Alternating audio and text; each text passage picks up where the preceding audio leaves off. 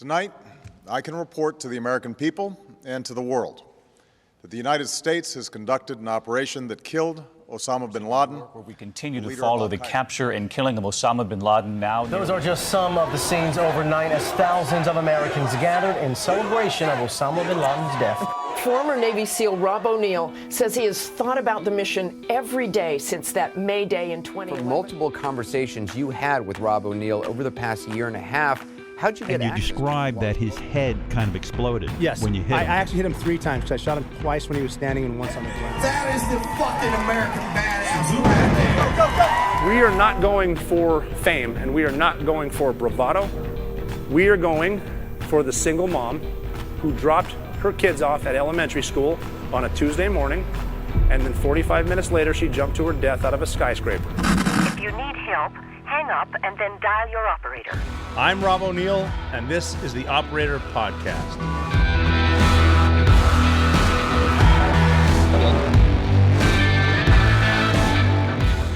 Welcome back to the Operator Podcast. I am former Navy SEAL Robert J. O'Neill. I am the host of the Operator. We took a week off, and thank you for joining me. I like to be consistent, but this is the busy time for the speaking circuit, which is a lot of fun, but it seems a lot of events come around September, October, November, and that's where we're at right now. And as much as I would love to, I cannot bring the studio with me. Someone would complain if I tried to put the studio in the overhead, but that's neither here nor there. Going to travel some more, traveling all week, but I had to stop in and say hello. It's been a lot of fun. I spent some time with a lot of dudes down in Florida. We're amping up the Operators Collective, which will be fun. We have access to special operators, blue-collar, successful entrepreneurs, combative stuff, tactics, keynote speeches, panels. We offer a lot, and it's really, really cool. What I've been finding, I've been on the speaking circuit now since 2012. What I'm finding is a lot of companies aren't necessarily interested in consultants, if you will, coming in and telling them how to do their jobs, but it's more of a, here's how I did my job back in the day, and here's why we were successful, and hopefully some of these can apply to you. And so we're offering that, the Operators Collective. We're offering that to the public. We're just getting our stuff together. It has been a good time. I gave a speech in Charlotte with Marcus Luttrell. That was a good time. We got on stage together and were able to discuss everything. Pretty cool. First time Marcus and I have done that in person to a live audience. We've done Team Never Quit podcast before. We've combined for the Operator Podcast. But that was a good time. It was nice to get into an area. And it's always good to talk to people face to face. I think that's the World Wide Web has a tendency to put barriers up in between us, and there are powers that be behind everything trying to get us to divide so they can conquer, which is happening if you notice. What's the saying? That there are 2 types of people in the world. There are wise people and there are fools. And then the fools divide each other into categories. That's pretty simple if you think about it. Because someone along the line decided we need to separate ourselves. We can't just be Americans. We got to be every different version of something American. And that is an overall tactic that they are trying to use to divide us. So it's nice to get out and not do that, not get into bickering with bots and the like.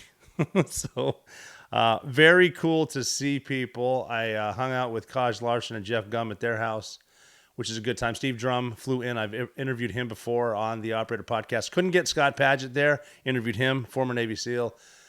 He and I and Steve Drum work together quite a bit, and it's always a hoot to get those 2 in the same room, which we will be doing soon. I'll find a way to get a studio on an airplane and interview those 2 dudes.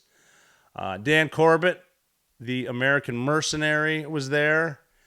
He's just a phenomenal dude, too. I've interviewed him as well. If you want to go through, I'll get these podcast numbers to you.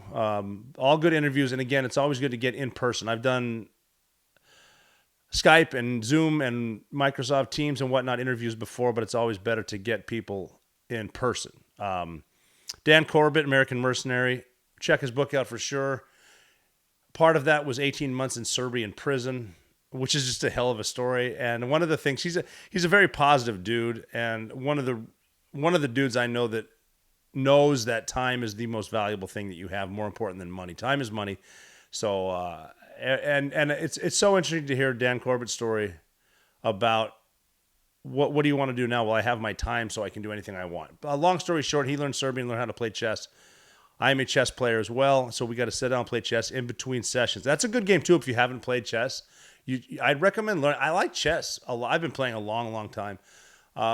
But I like it because that is, I mean, a lot of games are similar to this, but that's a game of strategy and memory, forward thinking, that you can play with someone who doesn't speak your language. You two cannot communicate whatsoever, but you can sit down, play chess without speaking, but you know what's happening. And I think the word check is pretty common. So I got to play chess with him a lot, which is fun. And then American Mercenaries' book, check it out. But we're bringing Operators Collective out and about, and we want to see what people like, because it is fun just to get dudes together, sit on a stage, three chairs, 3 microphones, an audience, and some of the best ways to do this is just Q&A. Like, hey, here we are.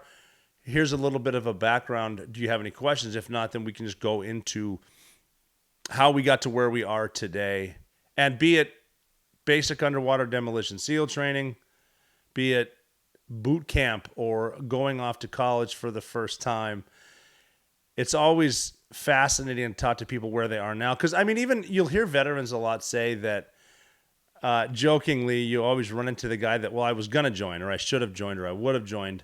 And I hear that a lot too. And you know, there's not a lot of reason to have guilt in life, because that play is just over and you're not going to get it back. And you just should try to learn from whatever is making you guilty, and then just move the fuck on.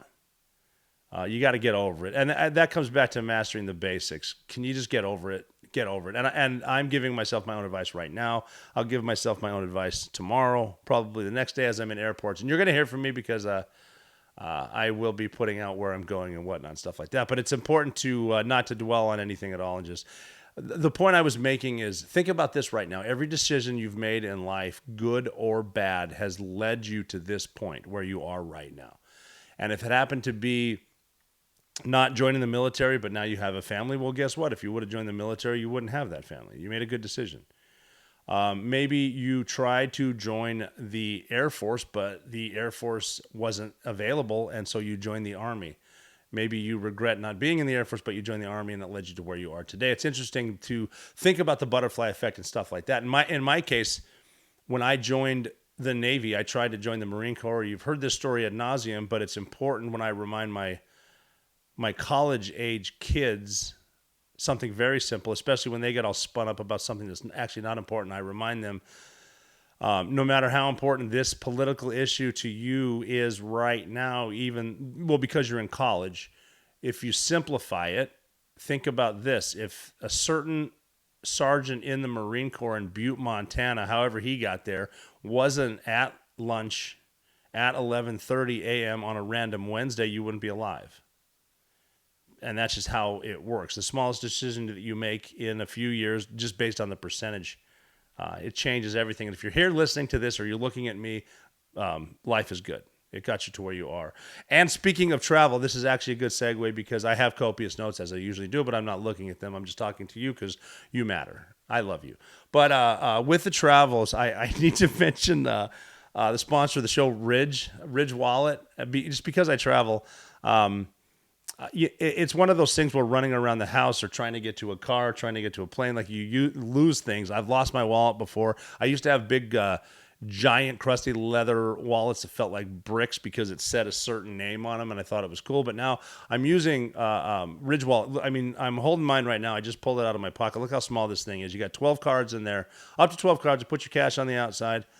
Cash right there. One of my funny cash jokes is just try this because it's fun. When someone says, "Hey man, you got change for a 20?" just look at them, say 20 is change. Doesn't matter where you are in life, just say that it's funny. But like I said, 12 cards each. It's unique, it's slick, made with premium materials, aluminum, titanium, carbon fiber. There's 50 colors that you can choose from. You can decorate it up. You can put some of your teams on there, MLB, professional, stuff like that.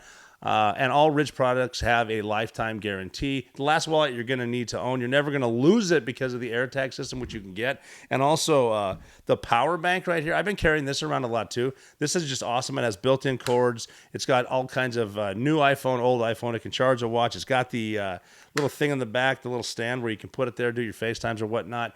And what I like about this too is with me, I travel hotels, go to different studios, stuff like that. Always looking for a place to charge. Do I have a long enough charger? Not with this. It's got a magnet on the back. Stick that bad boy right there, and your phone's charging all night or on the plane. You don't need to worry.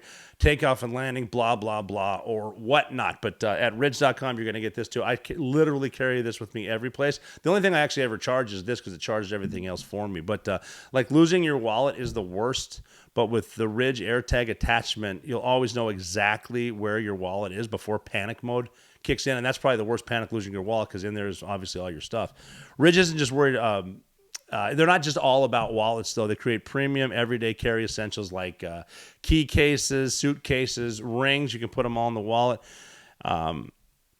All built with same sleek design. It's slick as hell. Like I said before, you can climb this for vessel boarding, search, and seizure if you need to take down an enemy ship and carry a wallet with you. But they're all built with the same sleek, durable design. No matter what you pick, Ridge has free shipping, 99-day risk-free trial, lifetime warranty, like I mentioned. So for a limited time, now listen up here. Our listeners get 10% off at Ridge by using code The Operator, one word, at checkout. Just head to ridge.com, RIDGE.com, and use code The Operator, and you're all set. You can pretty much get it whatever you want. If you want to streamline your social life and know where everything is, go to ridge.com, use code The Operator, big savings, all kinds of cool stuff. Looks great, feels great. It's sleek. You can hear your wallet. You can feel your wallet in your pocket. These are just badass. But go there, ridge.com, use code The Operator, and tell them The Operator sent you, and they're going to just give you all kinds of good stuff. Check out ridge.com, code The Operator. Among other fun events, I went to a New York Football Giants game on Sunday of this week. I've been to Giants games before, I think in D.C. I've probably seen them around the country. I used to be a huge football fan. NFL, I was. It's kind of blah now. It doesn't get to me, really. I grew up a Washington Redskins fan. I remember going to gym class and Mr. Sullivan, gym class, I don't think we even called it PE, at McKinley Elementary School in Butte, Montana. Mr. Sullivan told us that Joe Theismann broke his leg. I didn't watch the Monday night game, but I heard about it and pretended that it was huge to me. I didn't really know. And what was I in, fourth grade or some second grade? I don't know. I was a Viking at McKinley, but I remember that. I remember Derek, my best friend growing up, convincing me to be a Redskins fan. A lot of the Theismann stuff had to do with that. And I honestly can't finger point why. I love the Redskins, but I'm talking burgundy and gold, bleeding and Hail to the Redskins. My daughters knew every word to Hail to the Redskins right on time with speaking. Like, could sing Hail to the Redskins, the second verse, before they could say most English words. I've been to games up there. It was a blast. I loved them forever. My friend Derek, actually, update, he moved on briefly to the Minnesota Vikings, then became a Steelers fan. So, the Steelers, I've never had an issue with them. I've had a lot of fun. I've gone to a few Steelers games, and those are a good time. People in Pittsburgh are great, especially tailgating. I actually took my friend Derek, my child. So did I say he's a Steelers fan? I'm a diehard Steelers fan now. But I took him he had one of the funniest lines I've ever seen. I took him from Butte, Montana to a Steelers game just because it's fun to do. Organized the trip, whatever. He and some of his kids and his dad went.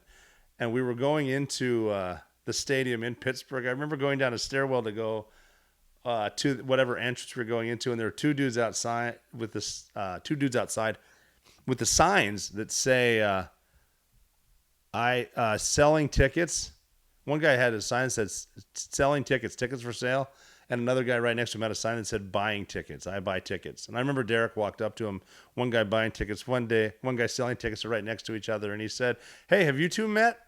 Because if you're buying, you're selling. So, Steelers game, awesome. Did go out there. And with the Giants, where else have I seen them? Doesn't matter. Big Steelers fan there. And then my cousin Joe, who I went to the game with on Sunday, he flew from Montana to see a Giants game because we had a conundrum. The funny thing about the Giants and the Redskins thing is I was diehard Redskins forever until the woke mafia wins because everyone's offended by history. And they became the Washington football team, and then they became the Commanders, which I think they became the Commanders because every diehard Redskins fan took every available domain, every cool name potentially. Like what do you do with the Redskins at this point? Do you you change their name to something else? The Washington football team, it's always that joke too. They could have just changed the logo, which the family of the chief who was on the logo was not offended by. He was also the same chief was on the Buffalo Nickel, I want to say. But someone was offended by it. I could have been fine with the Washington football team. I also thought they could have replaced the logo with a potato, like just a potato, so you can still be the Redskins, technically, the Redskin potatoes. But they didn't do it. They went to the Commanders. I think that's the dumbest name ever. It reminds me of something an officer would come up with, an officer or a politician or a lawyer in D.C., which is what pretty much happened. Let's come up with the dumbest name possible, the Commanders, because the Commanders. Like, even in combat, commanders don't command. Commanders are, they get informed. In combat, the commanders are told what we tell them. They know what we tell them. And unless you see something happen, you only know what you're told. So commanders know what they're told. Long story short, I don't like the commander's name. And it's not like I'm making a point. I'm just saying that they just took it from me. It's like, and this is not me being the victim. It is what it is. These are grown-ass men I've never met before who are playing a sport for a shitload of money. I don't get spun up about that. I just don't know that they're playing football. Good on them, by the way, for making it to that level. Joe and I have actually gone to a game before that was cool. We went in New Orleans when I first got out of the military, and we went into the locker room to watch the pregame speeches for these badasses. And NFL dudes are badasses. And one of the coaches... This is crazy because you think about college football and how good it is, how awesome it is. New polls are out this week and all that stuff too. But one of the coaches said, NFL coach said, I can't watch college football because it's too slow. What? Yeah. It's like, because there's talk right now that if Ohio State, who's number one, they got 60 first place votes. Indiana got 1, Texas A&M got 3. Indiana's actually number 2 right now. Very exciting. I'm excited to watch them, but the new thing now is that if you can imagine, the New York Jets are not good. And so the flavor of the day is, well, if Ohio State played the New York Jets, Ohio State could beat them. Fuck all, they could.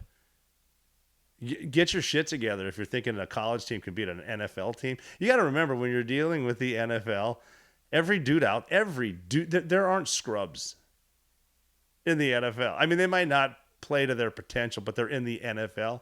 It's like Left Eye, remember TLC, that band? Ain't no scrubs, or whatever she said. No scrubs. You ever seen the other guys too when they're talking about no scrubs, and the police chief keeps quoting TLC songs without realizing it?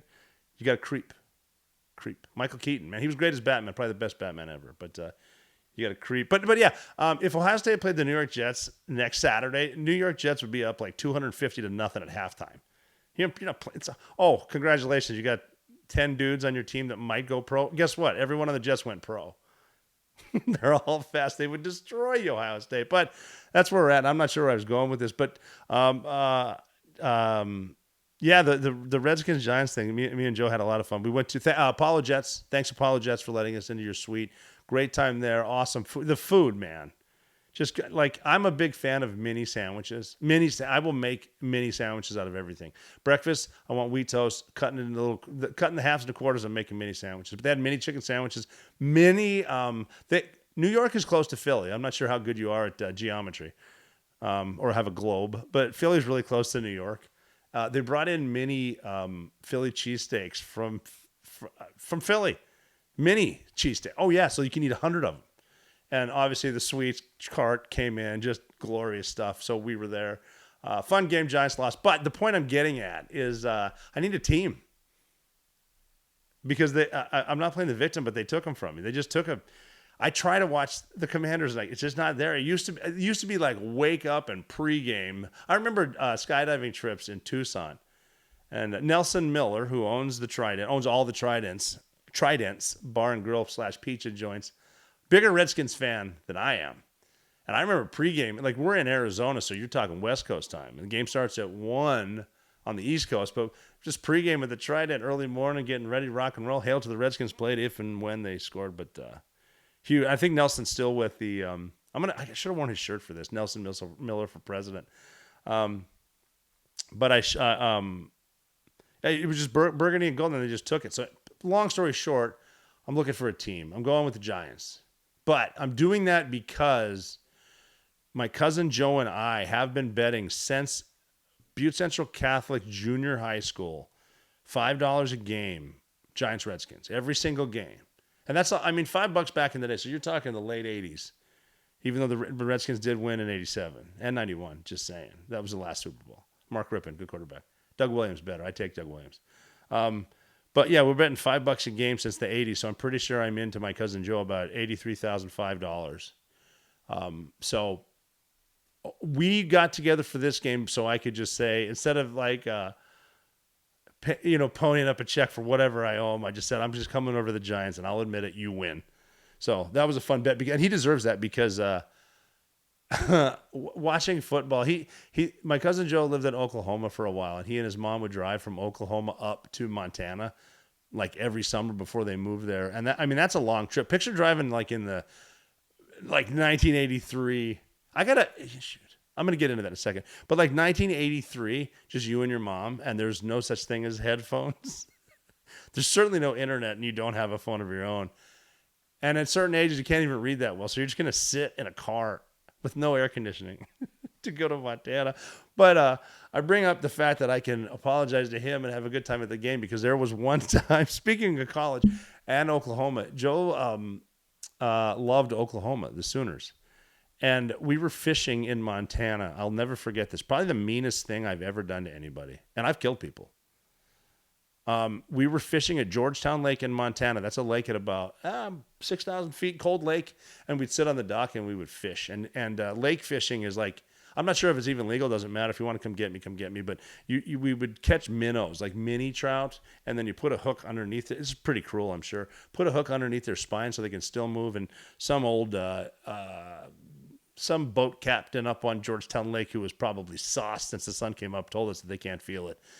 At this point in my life, I don't really care if a minnow 30 years ago could feel anything, but you put him in there, you sink him to the bottom, and he swims down, the big fish come grab him. So there's a lot of time sitting there just watching your pole and singing songs, making shit up. But he came up to me one time with a rock shaped exactly like Oklahoma. It was awesome. He came up to me and goes, "Hey man, look what I just found." All excited, all 10 years old. Look, I just found a rock shaped like Oklahoma. I was like, no way, sweet, let me see that. And I grabbed it and I threw it right in the lake. So that was pretty mean. No reason for that. But yeah, that was Oklahoma. Oklahoma's doing all right this year. The football team, well, they ranked number 12. They lose 2 games this year. It's fun to watch that. Speaking of Ohio State, the rankings came out this week too. So yeah, Oklahoma, I gave a shout out to Dean Conaway last week or 2 weeks ago, another Oklahoma fan that I know. And for some reason I said, yeah, Dean down in Arkansas. I meant Oklahoma, Tulsa. Thinking Arkansas, another Oklahoma. Those Oklahoma fans, football fans are crazy too. Yeah, that's just good football. I can't watch those, it's too slow. Who says that? So I need to take a second to talk about our sponsor today, StopBox, because I am all about safety, especially when it comes to handguns. And you should be exercising your Second Amendment rights, especially now. Now seems like a time where crazies are out there. We don't know who's in this country because of the open borders for a number of years. And if you own a handgun for self-defense, the storage that you use likely fits into 2 frustrating categories. It's out of reach, locked away, or somewhere you can't get to it in an emergency, or it's unsecured, leaving guns around. Don't need to tell you what could possibly happen, but StopBox USA saw this problem and designed a groundbreaking solution, the StopBox Pro, where you'll never have to choose between security or readiness ever again. Its ingenious push-button locking system gives you fast, reliable access when every second matters, and seconds do matter, especially when they matter, without the hassle of keys or reliance on batteries, because batteries are one of those things, 2 of those things, several of those things where when you need it, they might just fail. This is StopBox is 100% mechanical, works every time with No power needed at all. Never worry about tariffs again because everything is sourced right here in the USA. All Stop Box products are proudly made here in their own facility.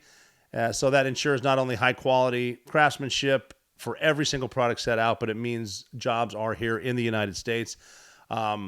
Stopbox offers a range of other innovative products to include vehicle safe, chamber lock, and other essentials designed to keep you prepared and protected wherever you are. And that's what it all boils down to when you're keeping it simple. Are you prepared? Are you protected? Are you safe? And that's what Stopbox brings, all of them. And for a limited time, our listeners get 15% off at Stopbox when you use code THEOPERATOR at checkout.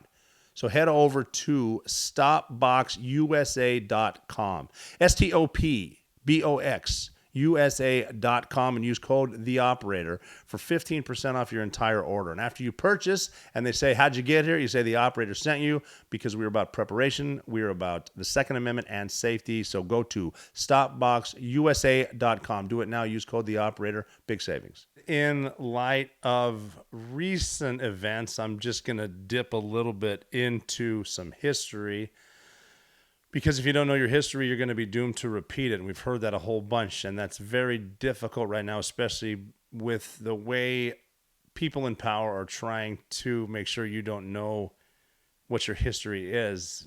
This is what happens every single time with socialism, which leads to communism, which eventually leads to fascism, which is where a lot of these people go just because of the way that they've been taught. Right now, it is a lot of decisions are made simply based on emotion and victimhood, because that's what people have been taught in the classrooms. The classrooms themselves, especially the public schools, have been factories just to spin out workers, and really bad with the victimhood. And I mentioned I'm not a victim because of the Redskins. It's just shitty luck. And there's luck of all kinds too. And all press is good press, and it doesn't matter. You know, sometimes you're unlucky, sometimes you're lucky, but if you stick with it, it can change. But I bring this up because of a philosopher. There's nothing to do with this day in history, just a philosopher named Antonio Gramsci, who was a Marxist, Italian Marxist philosopher. And I wrote down some notes about him because you're going to recognize what's going on. And,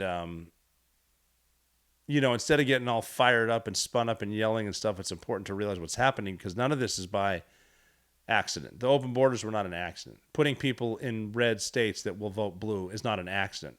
My friends in Montana wondering why there are certain migrants, I love that word, migrants in Missoula, Montana that look like they're not from Missoula, Montana, just shipped there, not because someone came over to better Missoula, but just because someone somewhere is shipping. Not that Missoula's a problem, because that's a very, very blue part, but they're trying to. Montana's a red state, but it's changing purple, and a lot of red states are changing purple because Democrats are moving people in there to change it. Like Texas, for example. There's some straight up Sharia law going on in Texas, not by accident. It's by design, because you got to figure this, man. And it doesn't matter how anymore. The Democrats want power, period. And if they can get Texas, fuck you, because you're done.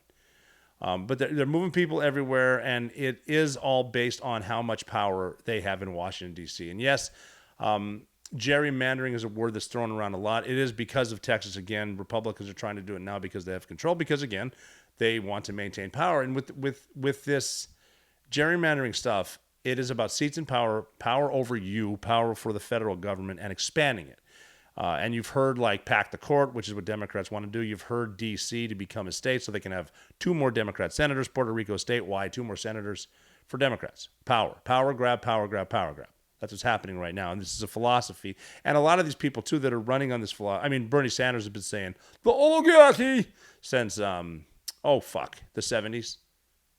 And an independent socialist is basically running the Democrat Party right now. And Democrats have come out and said straight up that the far left is taking over the traditional Democrats are the left's enemy now. Look at Chuck Schumer up there fumbling if he can move his arms in between, not knowing how to make a cheeseburger. He's fumbling to get far left because he's going to get primaried by AOC. In New York, doesn't want that, wants his power. He's only been in office for almost 50 years, so God knows he needs another term. Hasn't quite done it yet. That's the no kings thing, too. I mentioned a couple of weeks ago. It's something like what is it? Nancy Pelosi, Chuck Schumer, Bernie Sanders have a combined over 130 years in Congress, or at least in politics, or as they say, public servants. I'd love to be a public service. I'd be worth about $100 million, making 100 something K a year. That's pretty impressive. But this dude, it's all part of the ideology to maintain power. I'm not going to break down everything, but that is what's happening. You're seeing it in real time. You're seeing it in New York. You're seeing it Minneapolis and stuff like that. And it's odd too, because even historically the communists and the jihadis have a tendency to link up until they don't need to, because they're all using useful idiots. Did you see the in London there was a bunch of it's hard to say they were all jihadis, but they're definitely pushing the Muslim agenda, and they were doing a march with hoodies, and not necessarily in London, but in England. And someone from the Queers for Palestine or whatever were yelling at them, "Hey, we're on the same team!" And obviously, the marching people of Muslim faith responded with a loud and thunderous, "No, we're not," which should be an indicator to Queers for Palestine that no, they're not. You're not on the same team. And being a typical fucking beta male leftist, yes, we are, is the response. Yes, we are. That's like their argument for everything. Nuh-uh. That's it. But a lot of it is because of what guys like Antonio Gramsci were saying. I want to get into a little bit of him, because he was born in January of 1891 in Sardinia, which is one of the islands. You hear about Sicily a lot, but not Sardinia. Gorgeous. It used to be a gorgeous place, for sure. I went there on one of my deployments in the late 1990s.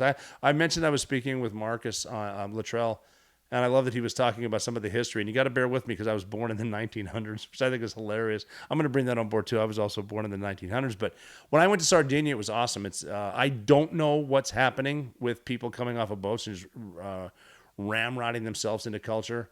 But it was really nice. Eating places where they have fish that's so fresh it's on ice but still moving. Anyway, that's where Gramsci was born, in Sardinia. And he's best known for the theory. It's called cultural hegemony. Basically, it's the same thing you're hearing today. This is back in the 1800s, but it's talking about there's a ruling class. It maintains its dominance not through political and economic control, but also through cultural institutions and ideas. And he was a founding member and the leader of the Italian Communist Party, and played a significant role in Italian politics, stuff like that. Here's some of my notes. It's like if you try to study any of these things, especially now, especially with AI and stuff like that, the algorithm is going to tilt you somewhere where they want you to go. I've been lied to a certain time about the same subject 4 times in one sitting, so you got to be careful with the AI stuff too. But what it's saying is his writings primarily focused on prison notebooks written during his time in prison by the fascist regime. Obviously, they're fascist. And they've had a profound influence, his writings, on Marxist cultural studies of political thought. And he emphasized the importance of ideology, culture, and education in the struggle for social change. Same names and whatnot. I believe that revolutionary change is required this position he had required what he said is a war of position to challenge and transform cultural hegemony. And you're going to hear those words over and over: cultural hegemony and whatnot. But I'm going to break it down for you, what he's actually meaning, like I said, because I have encyclopedias from the early 70s, and I got those on purpose. I want them in hand. I like the feel of a book about history, because I know it can't be changed right now by some dude in Silicon Valley. But what Gramsci was saying is he's preaching Marxism. Change the schools. Change the media, change the art, change the language, and then eventually, if you start with the kids, what they're doing now, because think of school as you go to school right now. What's your goal in school to get to college? Okay, why do you need to go to college? To get higher education so you can get a better job. But what is college? So they're prepping you to go to college, and college is a place where you can get a couple $100,000 in debt, getting a useless degree that no one's going to hire you for. You don't know how to plumb. You're probably not an electrician. You don't know how to build shit, but whatever. But if you can start changing people's minds at an early age, which again too is the fight for the nuclear family. I mean, I'm not a believer of, you get your little maternity leave and then go back to work as a woman and send your kid to daycare. Some people do it. I think it's bad. You're letting the state shape the minds of the kids, and then you get the purple head jack-offs that you see now. That's what you get. What's the saying? Baby rats don't grow up to be bunny rabbits. Sad but true.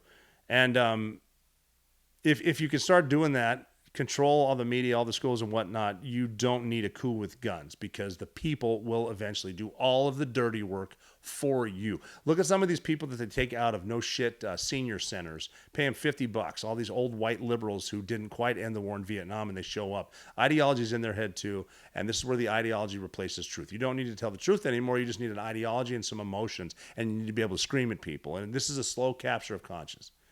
And it takes place where? In the classroom, on your phones, over the internet. And this is where emotion replaces reason. It is not hard to look at something and know the truth. It is not hard to say, that's a dude in the locker room with the girls. Not hard. Boy, that will spin people up. Me saying that right now probably spins people up. That's the truth. That's the science. And it's not even science. Those are chromosomes, dude. It's a fact. But Marxism, and power doesn't survive by force alone, and the people in charge know this. It survives by how? Controlling your culture, which is what's going on too. And it all leads to something else because these non-governmental organizations that are getting funded aren't just going to stop when they get their goal. They're going to move on to more ridiculous stuff, and you're seeing that now. Again, come back to cultural hegemony. And once this mindset takes hold, the government they don't need to silence you. The government does not need to shut you down. Why is that? Because your neighbors will. Your neighbors will see you during the COVID lockdowns in the backyard, barbecuing for 6 people instead of 4, not wearing a mask. They're going to call the cops on you. You saw it happen. So how full of shit am I? Am I just telling you the truth without proof? No, there's proof right there. Look at toilet paper. Why are we running out of toilet paper? Your neighbors are going to tell on you, and when it comes down, here's for all you socialists. When it comes down to it, no one gives a fuck about you, and they're not going to help you. You're going to run out of the toilet paper. Your neighbors are going to tell on you. NYPD is going to go around knocking on houses saying how many Jews are in the house because they fucking did. And it's because of guys like this that teach your kids this slow capture of consciousness that's happening right now. You're seeing it all over. You're seeing it in New York. You're seeing it at the ballot boxes. You're seeing it with people who are so eager to help politicians cheat to keep their ideology and their emotions in check. The only weapon that you have against this, well, the most powerful weapon you have. There are other weapons, and by weapons I mean the nuclear family, knowing your neighbors, knowing your local government, your school board, your state government, stuff like that. But your weapon against this, and I'm not bullshitting you, is you've got to know your history. But that's some of the thinking behind it. The last episode I did, I think 2 weeks ago, episode 149, the one about the Beatles, one about Paul McCartney and Abbey Road. I think I know I was talking about color revolutions, which are sort of happening now, and it's important to see that that's all a part of what I'm talking about here. The useful idiots. I don't know how many times I mentioned the useful idiots. Got to keep bringing them up too. In the nursing homes when they're bringing the super duper hippies out to these protests. The No Kings was part of it. That was part of a color revolution they're doing too, where the people that set up these protests / mob violence / Antifa, the Marxism, the people that are setting the colleges and the schools where they understand that in order to really just sway everything, you need to get about 3.5%. If you get 3.5% of the people to be the useful idiots, you're going to be fine. They don't even realize they're going to be eliminated once everything happens, too. They don't realize, too, trying to... like I said, it's always the same things, the same groups coming together to try to overthrow something, like us right now, our way of life. And once they get to where they're getting, it's usually the communists, and it's going to be the jihadis, and they're not going to get along either. What's crazy if you think about it too, and I've mentioned this before, the jihadis are extremely far right. If you think about it, they are, and that's crazy that the loony left wants to partner with them with Queers for Power. Extremely far right, extremely religious. If say what you want about women or whatever, if you call people like chauvinists or whatnot, look what the Sharia law does to women. Do you think it's fun in a burqa? Do you think it's fun even having your husband beat you in your house because you took your burqa off, but there's a window there and someone might see you. And the thinking behind the burqa thing anyway is we don't want another man to see you and lust over you. So I guess what they're saying is our men are so fucking dumb and weak and primitive that they can't handle themselves when they see a woman. They are proving that in Sweden, in Europe, in Ireland, in England, that God forbid a woman dresses normal, they get all rapey, but the left loves them. The leftists love them. They love Sharia. They don't even know what they're talking about. Useful idiots. 3.5%. I mean, the ones in charge of Sharia, the ones in charge of the communists, they do know what they're doing. The fascists that are actually out there, they know what they're doing. The useful idiots have no fucking clue. I mean, on what planet does the far left and far right get along? Well, they think they do. Well, the Muslims are going to lie to you, and the leftists are too stupid to realize it. That's basically a rundown too. And keep in mind too, it's like I don't want to say the terrorists every time. I don't want to say I don't want to say the Muslims every time. But it's like the fringe of the left, the fringe of Islam, the Sharia Islam, the jihadis, and the far leftists are never going to get along. And I mean, unless of course it comes down to personal power, like those fucksticks that are running Hamas. They did get hit in Qatar, but I mean, they're taking the money from the UN, from the United States, a shit ton of infrastructure and money from Israel. I mean, though a lot of Israel's money is our United States money. They take it to Qatar. They take it for their cigars, their booze, and their prostitutes. They do it over there. So they're going to lie to your face. They're going to, these hardcore jihadis are going to drink alcohol in private. You don't need to worry about that shit. That's their thing. But you need 3.5%, and you're going to sway the public, and that's how you really fall into this deadly deluge too. And they're going to start hearing also that well, socialism just hasn't been done right, or whatever. Is that what they say? It's never been done right. I've had family members tell me that too. So that's that. But you're seeing color revolutions right now, and they're trying to throw the party out too. They're just making sure that falsehoods are correct and get people yelling and arguing with each other. I mean, I went to the Giants game, like I said, this weekend, and that's a distraction too. It's fun. I mean, you got to have your fun. That's a distraction. You're watching your sports, watching your bowl games, watch whatever. You're not thinking about how someone in DC's trying to fuck you, but they are. So that's that. But you know what? I'm not going to get more, but I'm going to break it down again. I always say I'm going to break stuff down too. I'll break it down if we feel like it. But before we get all up in arms and pissed off, I'm going to do some This Day in History, because this is actually a fun one, because it's sort of relatable to today. On this day, the 5th of November in 1912, the United States actually elected Woodrow Wilson as the 28th president. This day, 1912. He actually defeated two prior presidents, Teddy Roosevelt, and I got to look the other one up too. I think I have it in my notes. Someone will look that up. Where did I look it up? I'm going through my notes right now, but I don't want to. I don't want to be talking while I'm trying to read, because I might say the wrong thing, and that would be bad. But he definitely did beat two presidents. I'm going to go through his stuff, and maybe my notes I put it there. But because later on, his wife Edith Wilson, they played pivotal roles in shaping part of American history, and it depends on where you get your information and whether or not you verified it. You're going to hear great things and bad things about either side, and we're seeing that now too. Like the left, Barack Obama is the greatest president of all time. The right, Donald Trump's the greatest president of all time. You know, I was reading some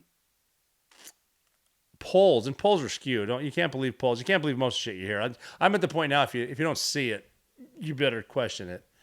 But right now they're saying, even on the left, the Republican president that's polling, wow, you hear that? The Republican president that's polling the highest with the left is George W. Bush. You remember that stuff from 2000 after the election debacle with Al Gore, the Hanging Chads, Florida, and then Gore doesn't win, and then the Michael Moore movie comes out, and we go to war in Iraq, which and then they hated him, dude threw a shoe at him. Yeah, he's the most popular Republican right now with the left, according to a poll. But so Woodrow Wilson, they'll say bad and good things about him, but he was elected today, so that's cool to go through it. I was reading up on Edith, though. I've always heard about Edith Wilson because she was his second wife, married him when he was in the White House already. Let me just read my notes so I don't screw this up, because I'm getting all excited now. But that was just my phone ringing. Never mind.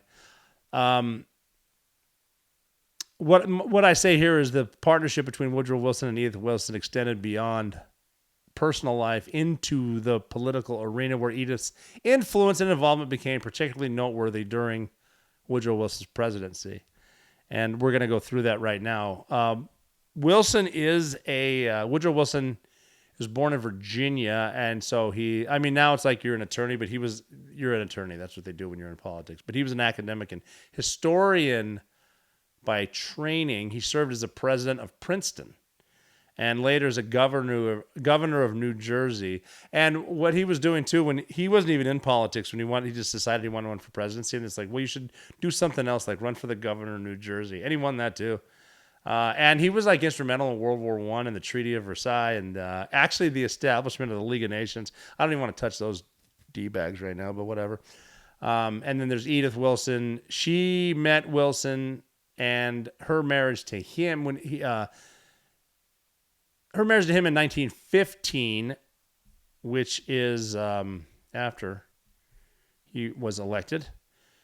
So he was elected in 12, and they were married in 1915. The union of they're influential Virginia families, and I love when they say this. They being the people that I asked, and I've got some books that are really good on the history of the presidents too, which is fun. But they described her as a socialite, and her intelligence made her an active participant in her husband's political life. So she marries the president as a socialite, and now she's going to get all involved too, because that's a good qualification. I'm married to someone who did shit, so now let me take over. Wow. So their marriage was characterized by a close personal and intellectual partnership. Edith was not merely a supportive spouse; she was deeply involved in her political career. We're about to get in how deeply involved. It wasn't an auto pen yet, but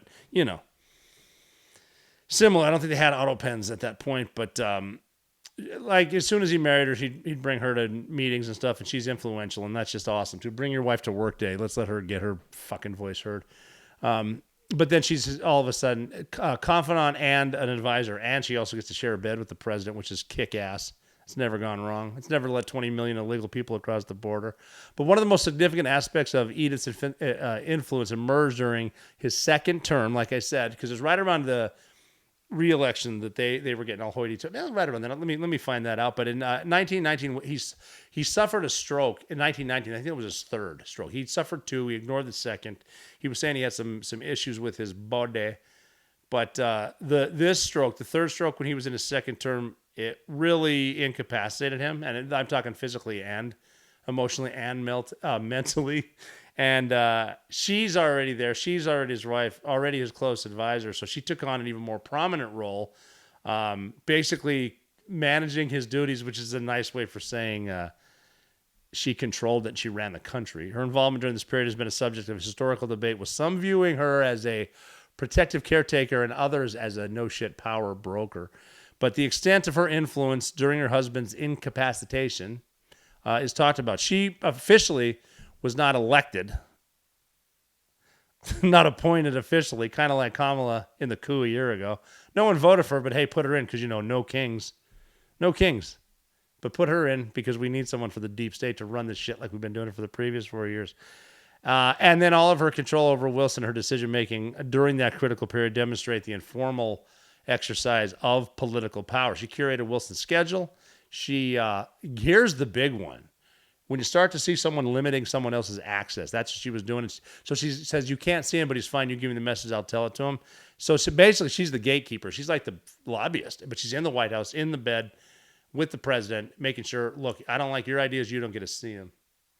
God, there's jokes writing themselves in my head, but I'm not prepared to talk about people's spouses running shit. We'll get into that later. That should be fun, though.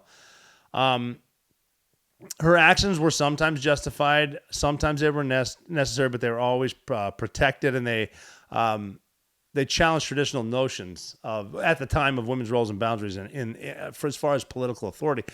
But it doesn't really matter. A woman's role is like, you're not elected. Why are you making decisions? Same thing with Jill Biden. What the hell are you doing in a cabinet meeting, doctor? Just this is a good way to show what lobbyists actually do in DC, because this is about personal relationships and how you can influence people, especially in a powerful spot. Her role, people look at it differently. I think it's messed up. Other people say different stuff, and depending on, it always comes back to which side of the aisle you're on. But some see her as a devoted wife who stepped in during a national emergency, which is horseshit because I guess we didn't have a vice president back then. Oh, we did.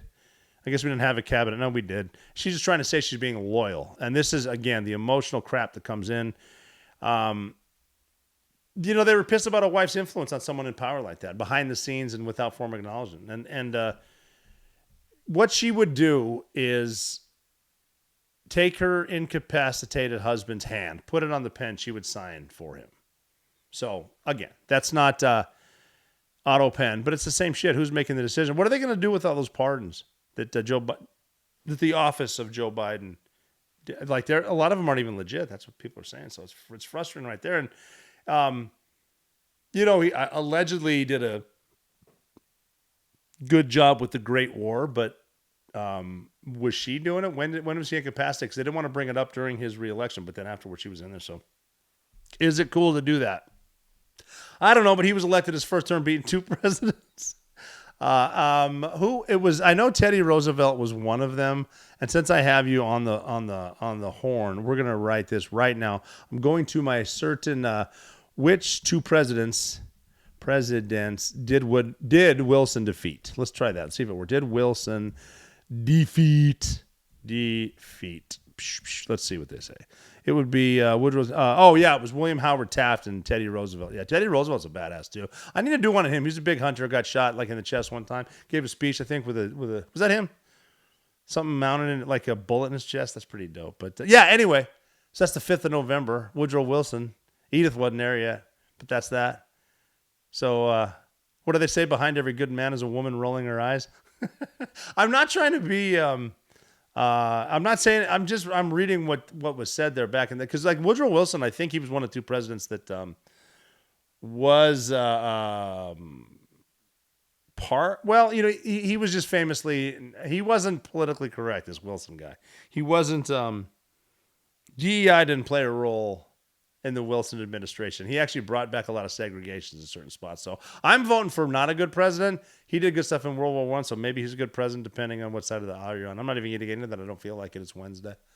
Lots to do. Lots of travel, man. I'm going to start posting a couple things on where I'm going. A lot of travel this week, next week. A little bit of golf. I'm going to be hanging out with the Navy SEAL Museum in Florida. That's cool. Excited to do that. Looking forward. I'll get you a lot of pictures and whatnot. Don't forget that. And we are going to do some golf. I'm looking forward to golfing. That'll be fun.